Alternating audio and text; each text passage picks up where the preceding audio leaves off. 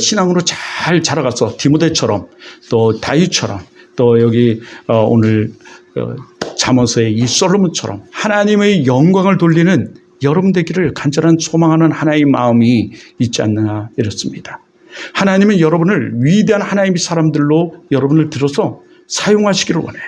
성경의 말씀에 보면 하나님은 우리를 이 많은 사람들 가운데서 핀셋으로 쪽집게처럼 찝어서 우리를 부르신다고 말씀하시거든요. 불러 세우신다고 말씀하세요. 그래서 너가 나를 택한 것이 아니요 내가 너를 택하여 불러 세웠나니 하나님은 우리들에게 이렇게 말씀하세요. 오늘 여러분은 사실은 이 많은 사람들 가운데서 여러분 이 사람들이 하나님이 여러분을 쪽집게처럼 여러분을 불러서 세우신 사람들이에요. 그래서 여러분을 세워서 이 땅 이민족을 위하여 여러분 쓰시고자 해요. 여러분 이 우리 가족과 이 원주와 이 땅 이민족을 위해서 쓰시기를 원해요. 그 중에 쓰심에 있어서 가장 큰 것은 우리 한 영혼을 위해 쓰세요. 그래서 이 성경은 한 영혼에 중점되어 있어요. 사실은요. 그 한 영혼이 바로 우리예요. 이것을 깨달은 이 존 웨슬레는요. 그래서 온 세계를 교구로 삼고 그는 이 하나님의 일을 감당했고 시행했던 사람이에요. 여러분이 바로 그런데 이 한 영혼을 위해 쓰임받는 사람, 한 영혼을 하나님께로 인도하고 하나님께 구원받도록 만드는 사람, 이 한 영혼을 살리는 하나님의 위대한 사람으로 하나님은 여러분을 쓰시기를 원해요. 그 한 영혼이 쌓여서 이 원주를 복음화시키고 한 영혼이 쌓여서 여러분이 이 대한민국을 변화시키는 그 역사심이 일어나요. 하나님이 왜 여러분을 쓰시는 데 있어서 높이시는지 아십니까? 하나님이 영광 받으시기 위해서 그래요. 하나님이 왜 여러분을 그렇게 쓰시는지 아십니까? 하나님이 영광 받으시기 위해서 그렇게 쓰시고자 하는 거예요. 그러므로 여러분 정말 오늘 다시금 그 하나님의 영광됨을 위해서 살아갈 것을 결단하시길 바라요. 이것이 여러분이에요. 여러분 그런데 우리는 이것을 위해서 정체성이 분명해야 돼요. 오늘 우리가 보는 이 잠언서 6장은 게으른 자에 대한 하나님의 징계의 말씀이에요. 여러분 게으른 자의 반대는 무엇일까요? 부지런함이지. 오늘 이 게으른 자를 통해서 하나님 그렇다면 오늘 우리들이 어떻게 하나님 안에서 그리스도다운 그리스도인으로 살아가고 그 세움받은 자로 살아가며 또 이 땅에서 평안을 누리며 살아갈 수 있단 말입니까? 왜 그 말씀을 우리에게 주셨습니까? 사실은요, 여러분 모든 성공하는 사람들이 공통점이 있습니다. 오늘 이 기점으로 보면 모든 성공한 사람들은 게으르지 않았다는 얘기가 될 수 있죠. 그런데 여러분 이 게으르지 아니하고 그럼 무엇을 했습니까? 여러분 먼저는 우선순위가 분명했어요. 자, 우선순위가 분명하기 위해서는 우리가 뭐를 해야 되냐면 우리의 정체성이라고 그러기도 해요. 내가 누군가? 여러분은 누군가요? 지금 우리 중학생이지만 아무것도 우리 그것도 없이 앉아서 우리 예배 드릴 수도 있잖아요. 근데 이렇게 잘 와서 예배 드리는 이 모습을 보면서 우리 한번 생각해 보세요. 나는 누군가? 여러분 누군가요? 대체 여러분은 누굽니까? 예? 우리 조성현이는 누군가요? 승현이는 누군가요? 예? 우리 정민이는 웃고 있는데 누군가요? 정민이가 누구예요? 정민이는 대체 누굽니까? 네? 대체 이런 우리가 누구라고 생각하십니까? 어떤 사람은 부모님 아들이래요. 여러분 정말 그렇게 생각하십니까? 또 어떤 사람은 뭐 다르게 생각할 수도 있어요. 성경은 부모님 아들이라고 얘기하지 않습니다. 세상에서도 부모님 아들이라고 얘기하지 않아요. 나를 가리켜, 자신을 가리켜. 그렇다면 여러분 누굴까요? 우리는 바로 이것이 분명해야 되는 거죠. 그래서 이것을 분명히 해라. 많은 사람들은 이것을 분명히 하라고 말씀하고 있어요. 우리가 그것을 분명하지 않으니까 우리는 이곳에 무엇하러 왔는지도 우리가 모르고 우리가 이 옆 사람과 그저 대화만 하고 떠들기만 하고 허접한 얘기나 하고 게임 얘기나 하고 우리 다른 얘기나 하다가 시간을 보낼 수도 있어요. 그래서 많은 사람들은 정체성을 분명히 하라. 네가 누군지를 분명히 해라. 너는 누구냐? 여러분이 잘 알고 있는 쇼펜하우어라는 사람이 있어요. 혹시 들어보셨는지 모르겠는데 못 들어봤으면 오늘 들어보세요. 우리 어린이들은. 이 쇼펜하우어는 참 유명한 사람. 그런데 이 사람이 하루는 이 철학자 이 쇼펜하우어가 공원에 누워 있었는데 이 공원은 시간이 정해져 있어요. 이 쇼펜하우어가 누워 있는데 이 시간이 정해져서 이제 시간이 다 가는데도 이 쇼펜하우어가 벤치에 누워서 그냥 나가질 않는 거예요. 경비가 시간이 다 돼서 주시하다가 시간이 다 돼서 그에게 와서 물었죠. 당신 누구야? 그랬더니 가만히 있는 거예요. 더 큰 소리로 당신 누구요? 왜 이 시간이 됐는데 여기 누워 있어? 빨리 나가시오. 당신은 누굽니까? 누구시오? 그랬더니 쇼펜하우어가 일어나면서 이런 얘기를 해요. 나도 내가 누군지 모르겠어. 대체 내가 누구요? 나 이름은 쇼펜하우어인데 나는 내가 누군지를 모르겠습니다. 대체 내가. 여러분, 우리는 하나님의 형상대로 창조된 하나님의 사람이 우리예요. 하나님의 자녀가 우리입니다. 우리는 하나님의 형상대로 지음받고 하나님의 형상을 닮은 하나님의 사람이 우리예요. 하나님의 자녀됨이 여러분이에요.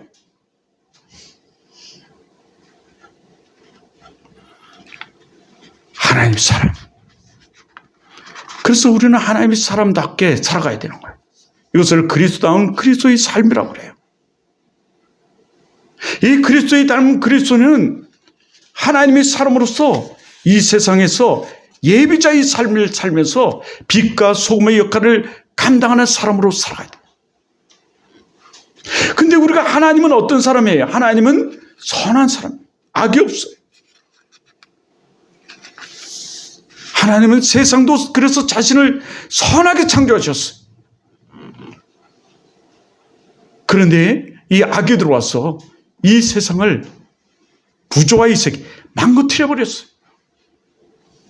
하나님은 자신이 만들어 놓은 이 비조의 세계를 외면하지 않았어요. 만들어 놓은 세계를 버리지 않았어요. 이신론자들처럼 버리지 않았어요. 그는 하나님은 자신이 만들어 놓고 자신이 택한 백성을 주시하고 계시고 주목하고 계시고 그 극진히 사랑하고 계셔서 그런 말씀이 육신되어 우리 가운데 오셨어요.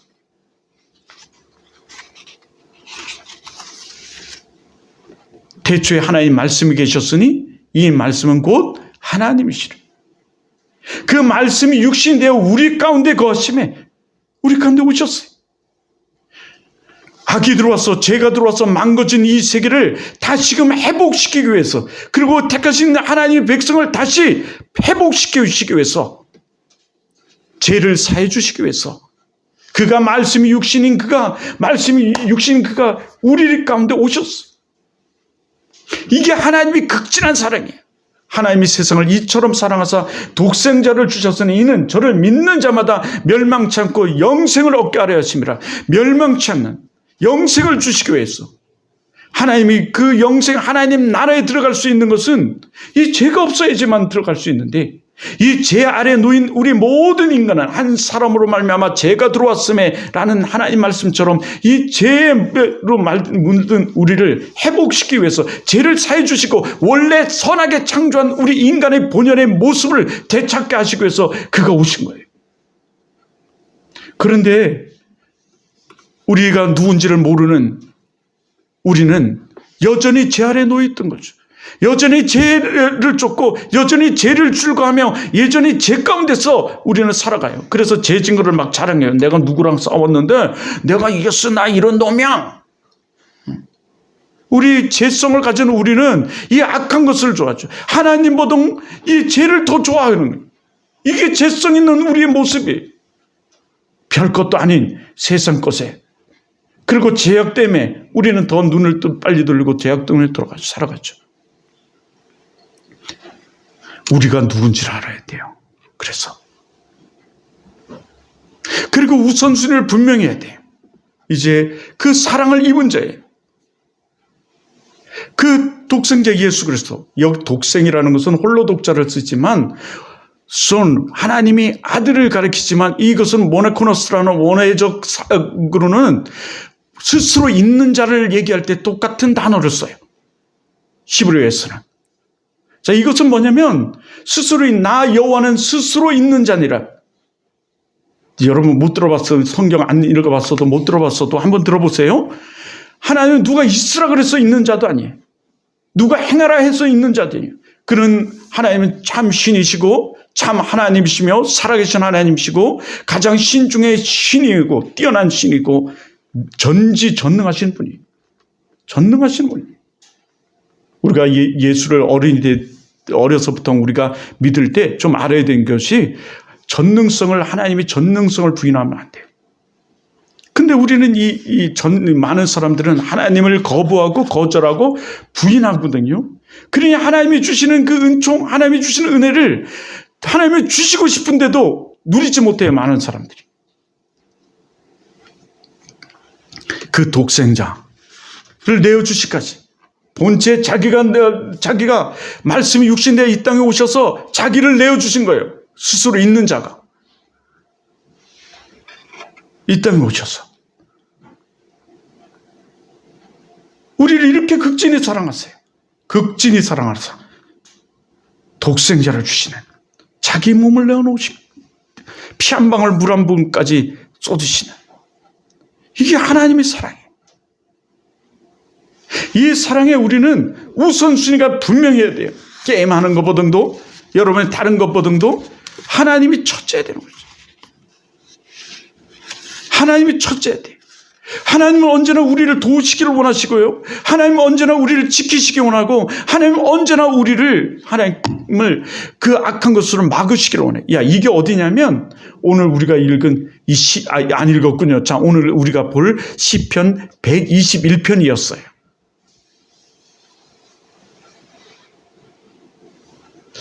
제가 기자 생활할 때 이 시편 121편을 가지고 그 작곡을 하신 분을 인터뷰를 했어요. 사실은. 이 하나님의. 그래서 우선순위를 분명히 해야 되는 거죠.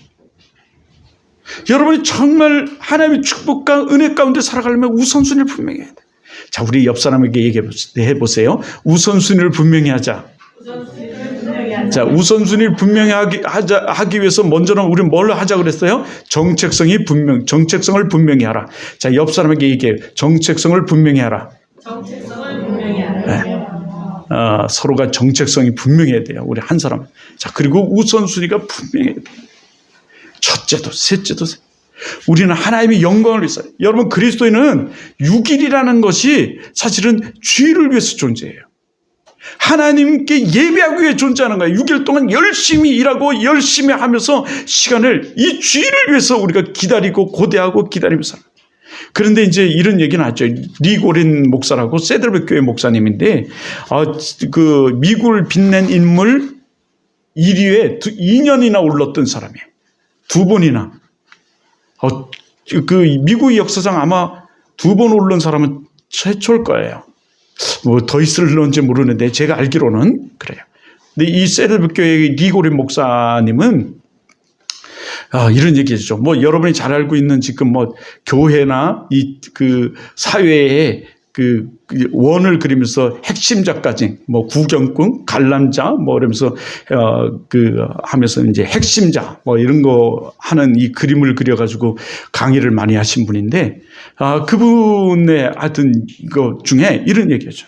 교회 신앙생활을 잘하는 사람이 사업도 잘하고 사업 잘하는 사람이 신앙생활도 잘한다. 신앙의 성공이 사업의 성공, 인생의 성공이다. 인생의 성공이 신앙의 성공이다.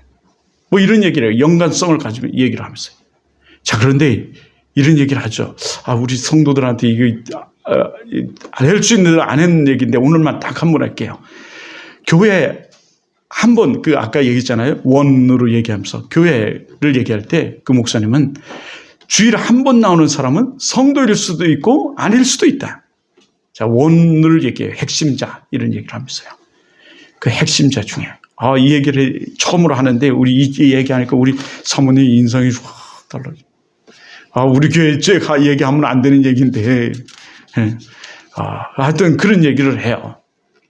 자, 근데 우리 어린이들은 우리 여기 학생들은 이 수요일만 되면 막 하루 종일 또 하나님 말씀을 듣잖아요. 저녁까지. 우리 이선영 집사님도 잘 알다시피 그러니까 참 축복이에요. 하여튼 그런 얘기를 하는 거죠. 왜? 마음이 있는 것에 몸이 있다는 거죠. 자, 우리가 그래요. 우리의 마음이 우선순위가 분명해지면, 정체성이 분명하고 우선순위가 분명해지면 초점을 어디로? 하나님께 맞추는 거예요. 그리고 교회에 맞추는 거죠. 그리고 그 교회가, 하나님과 교회가 내 삶으로 이어지는 거예요. 이거를 예배자의 삶이라고 그래요. 예배와 예배자의 삶. 이것이 이루어져요. 그런데 이것을 방해하는 것이 있는데 이것이 사단 마귀고 우리의 그 정체성과 우선순위가 희미한 우리 모습이. 자, 정체성과 우선순위를 분명하면서 살아가는데 성공한 사람들은, 물론 오늘 우리가 이 시편 121편을 통해서 우리가 좀 얘기를 나누자 한 것은 고난이었고 그 고난을 통과한 자가 성공한다라는 얘기지만, 그러나 이 모든 사람들이 이거는 빼고 성공한 사람들은 모두가 공통점이 있어요. 그것은 원칙이 있어요. 원칙이 있었고 원칙을 지키는 자였다는 거죠. 그래서 많은 사람들이 이런 얘기해요. 우리 인생을 살아가면서 정말 변하지 않는 원칙 3가지만 있다면 그 사람은 성공한 사람이다. 3가지 원칙을, 변하지 않는 원칙 3가지가 있는 사람은 드물어요. 근데 하여튼 원칙을 갖는 거죠. 여러분의 인생에도 원칙을 세우고 원칙을 지키는 거예요. 그럼 여러분 반드시 성공해요. 오늘 그 원칙 중에 하나가 예배 읽기도 해요. 우리가 하나님을 향해서, 우리 크리스찬은 정체성을 분명히 하고 우선순위를 분명하는 것. 이것이 나의 원칙이. 첫째도 하나님, 둘째도 하나님의 원칙인 거죠. 근데 이 원칙을 자꾸 흐물어뜨리려고 하는 것들이 우리 주위에는 많은 거죠. 마귀의, 사단이에요. 그래서 성경은 하나님은 내 집을 허무는 늑대, 여우를 잡으라. 어떻게 잡을 수 있습니까? 하나님이 주시는 능력, 권세, 권능으로 우리가 잡을 수 있다는 거죠. 나는 힘이 없고 능력이 없지만 하나님이 우리가 우선순위를 분명히 하면서 하나님 말씀에 대한 확신을 가지고 증거하면 된다는 거죠. 선포하면. 여러분, 하나님 말씀은 1.1도 변함이 없어요. 하나님 말씀은 그대로 이루어지고 있고 그대로 이루어졌고 그대로 이루어지고 있고 앞으로도 그대로 이루어지는 것이 하나님 말씀이에요. 그러니까 수많은 사람들이 예수를 믿고 수많은 사람들이 예수 앞에 나오고 수많은 사람들이 그 말씀을 붙들고 기도하고 예배하고 살아가는 거예요. 여러분, 우리나라만 해도 그렇잖아요. 우리나라만 해도 또 얘기하지만 여러분, 크리스찬들이 제일 많은 곳이 서울이지만 그 서울 중에서도 강남이 제일 크리스찬들이 많아요. 그 강남의 사람들이 우리보다 못 배워서, 우리보다 생각이 없어서, 아니면 우리 총 맞아가지고 그 예수를 믿고 그렇게 일찍 나와가지고 그렇게 하나님을 찬양하는 사람들이 아닌 거지. 원칙을 지켜요. 허기선 집사라는 분이 계시는데요. 허기선 집사님은 한 번 여러분의 독서 지도를 할 때 1시간에 몇십만 원씩 해요. 그분은 딱 인천에도 학원이 있고 몇 개가 학원이 있는데 그 인천에서 그분 강의를 들으려면 딱 인천에 4번 와요. 그리고 나머지는 그 직원이 관리를 하는데 4번 딱 그 와서 1시간, 그러니까 총 4번은 4시간 듣는 거죠. 80만 원이에요. 한 사람당. 그런데도 사람들이 인선이라는 일을. 그의 딸이 매년 논문을 써요. 영재. 그래가지고 5학년 때 쓴 논문을 나한테 직접 줬어요. 내가 철학 논문이었는데 읽어보고 깜짝 놀랐어요. 저도 철학을 그냥 필수로, 철학을 전공한 건 아닌데도 공부를 해야 돼서 이 필수로 이 4년을 했는데요. 그냥 대충 알아요. 그런데 놀랐어요. 와, 4년을 들었는데 그 4년 들은 짧은 걸로 봤는데 와, 놀랐어. 너무 놀랐어. 근데 그분이 저한테 이런 얘기를 해요. 목사님, 저희 교회가 이렇습니다. 이런 얘기를 했더니, 목사님, 설교를 좀 쉽게 하세요. 귀에 우리 어린이들이, 대상이면 어린이들한테 들리도록 쉽게 좀 하세요. 그렇게 얘기하는 거예요. 그러면서 그분이 그 강의를 제가 좀 들으면서 얘기를 나눴는데, 후에요. 그분이 이 원칙을 얘기하는 거예요. 성공하는 모든 사람들은 원칙이 있다. 3가지. 가만히 들어보니까 그래요. 여러분, 정말 그래요. 우리에게 원칙이 뭘까요? 물론 어른들에게는 이렇게 해야죠. 이 성서가 우리의 길잡이고 원칙이 된다. 원칙이 길잡이다. 왜냐하면 하나님 말씀대로 모든 것을 행하시고 이루시기 때문에 그러는 거죠. 근데 이것을 하면은 이 늑대 여우를 우리가 잡아야 된다니까요. 우리가 원칙을 세우고 원칙대로 우리가 살아가면 여러분이 세우는 원칙 말이에요. 반드시 성공해요. 반드시. 사실은요. 근데 우리가 원칙이 없으니까 자꾸 그때마다 달라요.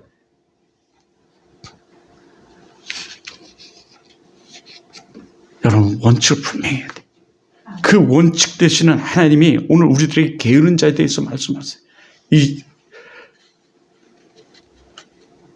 그 게으름을 잡으라는 거죠. 이 게으름이 반복되면 습관이 됩니다. 우리가 이제 지난주 금요일 날 이 다니엘 기도회가 마쳤어요. 21일 동안. 다니엘 기도회 21일을 하는 이유는 21일을 반복적으로 하면 뭐냐면 습관이 되는 거예요.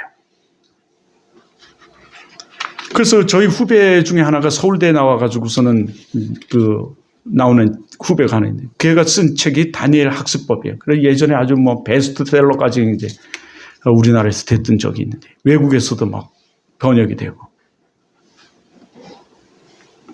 스티븐 코브라는 그 제3의 물결을 쓴 사람도 그 얘기를 하죠. 습관을 잡으라. 게으름도 습관이 돼. 여러분, 정말 성공하려면 그런 거죠. 근데 왜 우리 부모님들이 이렇게 힘든 삶을 사시고 왜 우리 집은 이렇습니까? 2가지예요. 원칙이 없어서 그래요.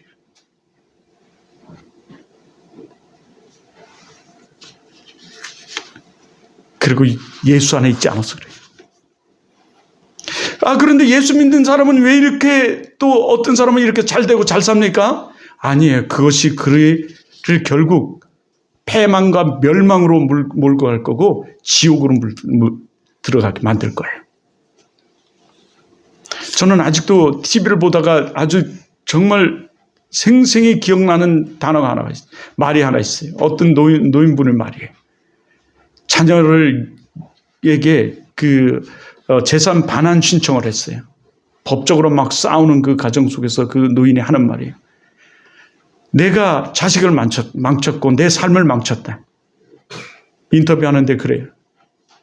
내가 죄라면 내가 줄뚝을등 쌀등 내 몸을 혹사하면서 돈 버는 것이 나의 죄다. 돈을 많이 벌어가지고 자식에게 그 재산을 증여했는데 이놈이 재산을 다 가지고서는 이 며느리하고 챙기고서는 부모를 내팽개쳐버렸어요. 그래서 그 재판을 가정 속에서 인터뷰하는데 그런 얘기를 해요. 그래서 재산을 다시 돌려달라는 소송을 거는 거예요. 망쳤다. 그런 얘기를 하죠. 그 말이 아직도 잊혀지지가 않아요. 안 믿는 놈들이 그렇다면 그것은 그런 거예요, 사실은. 더 그 패망과 멸망과 지옥으로 가게 만든 거예요. 이 악은 점점 우리를 악하게 만들고, 점점 우리를 안 되게 만들고, 점점 우리를 패망과 멸망 가운데 만들고, 우리 영을 파괴시켜서 하나님과 멀어지게 만들어요. 하나님 분명히 우리를 도우시기를 원하시는데, 하나님은 이 구약에서는 얼굴 낯을 향하여 우리에게 은혜 베푸시기를 원하고 얼굴 낯을 향해서 우리에게 축복 주시기를 원하는데 우리가 그것을 누리지 못해요. 누리지 못하는 것은 우리 자신 때문에 사실은 하나님을 거부하고 거절하고 믿지 않고 여러분 살아가는 부인하는 우리 때문에 그래요. 하나님은 말씀을 내 귀에 들린 대로 내가 시행하리라 하신 분이 하나님이세요. 근데 우리가 그것을 하나님을 찾잖아요. 하나님은 우리가 말씀하세요. 너희가 나를 찾고 찾으면 나를 만나리라 말씀하세요. 그런데 우리가 찾지는 않는다니까요. 그를 멀리 한다니까요. 이것이 우리의 문제예요. 하나님은 우리에게 주시기를 원하시는데. 그리고 우리는 악해서 여전히 하나님이 우리를 통해서 하나님 위대한 일을 이루기를 원하는데 우리는 점점 이 악한 것에 우리는 더 물들어가죠. 얼마나 그거 하면요. 오늘 이 게으름을 통해서 말하기는 점진법을 쓰면서까지 말하죠. 성경은 점진법과 대조법과 대비법도 많이 쓰는데요. 오늘 이렇게까지 얘기해요. 게으른 자요. 개미에 가서 그가 하는 것을 보고 지혜를 얻어요.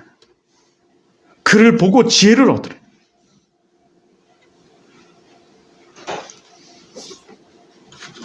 우리 이렇게까지 말해요. 쉽게 말하면 강남에 가가지고 야 강남 사람들은 왜 이렇게 잘 삽니까? 좀 살펴보고 모니터링을 해가지고 좀 여러분도 잘 되라.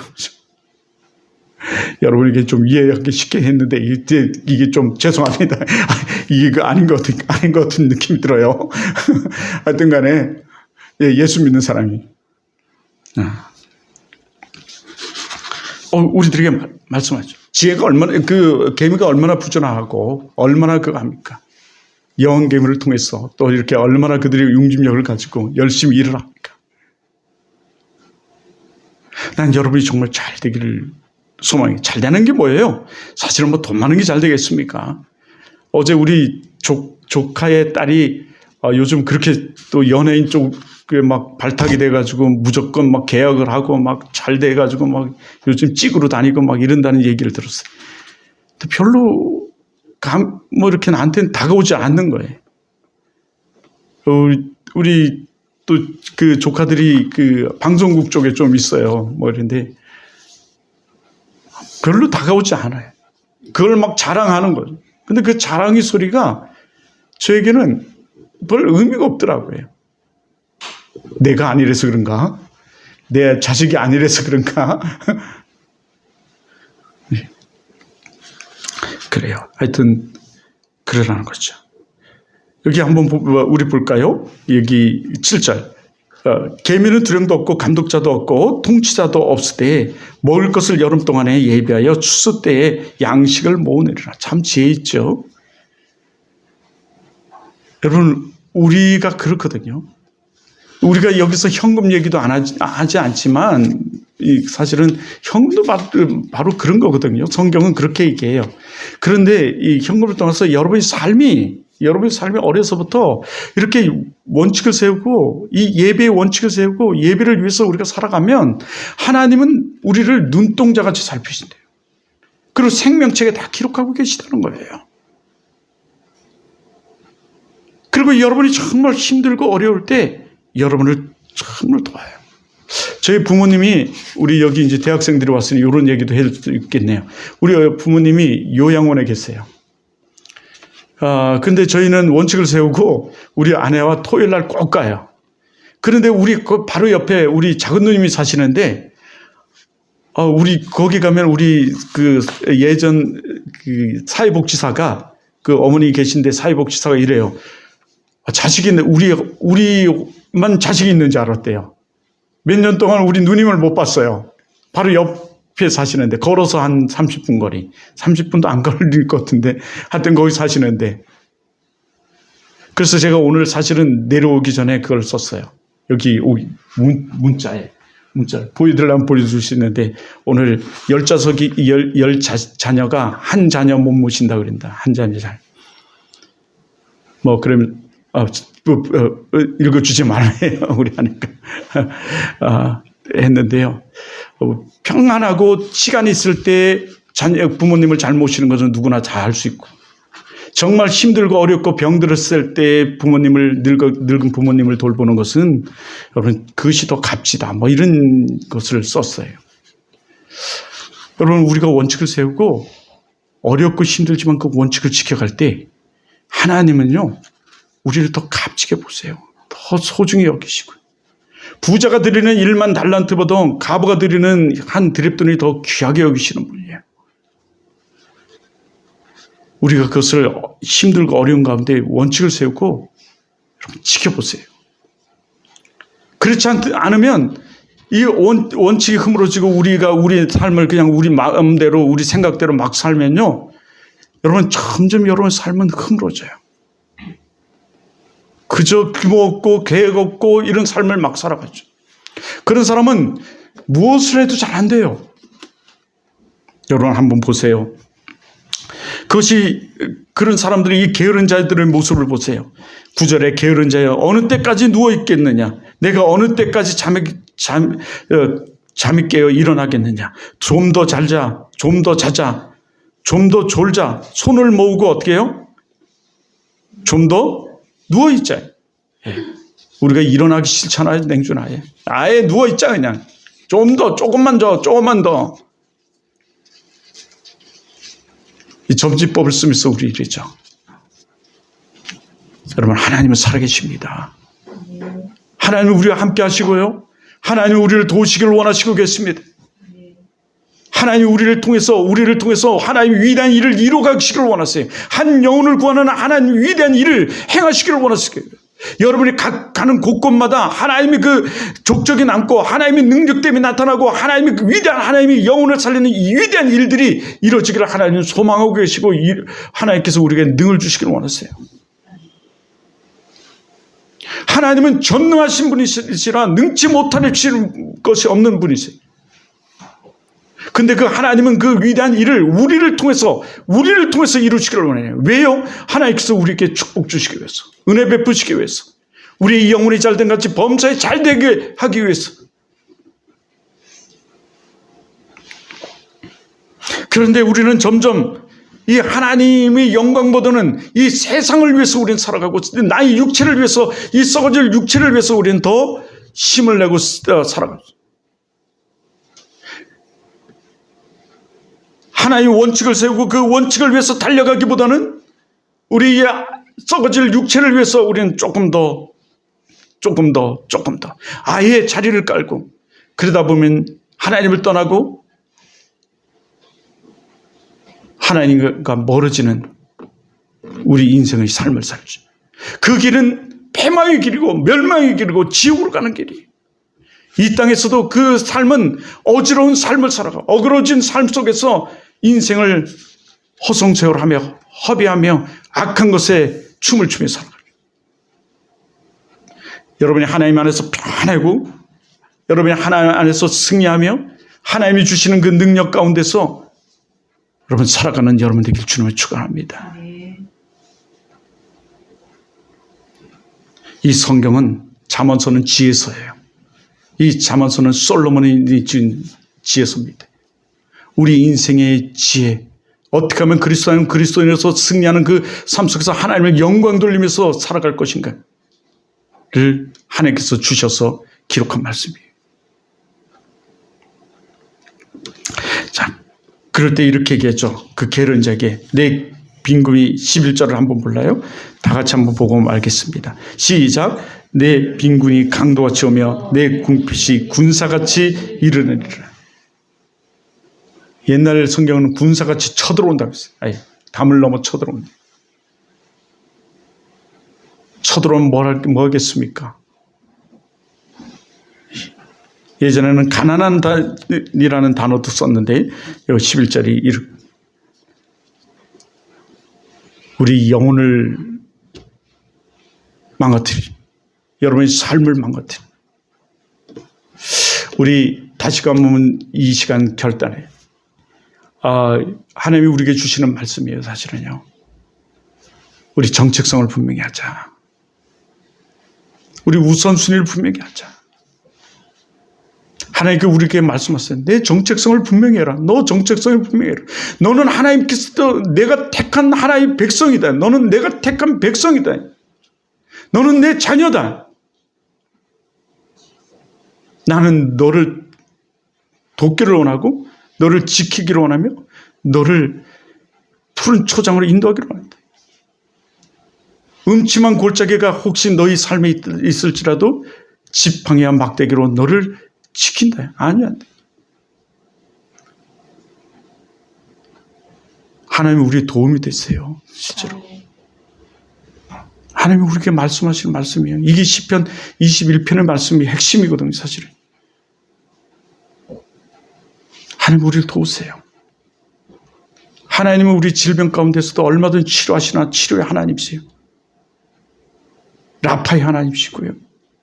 니시의 하나님이시고요. 승리의 하나님이시고요.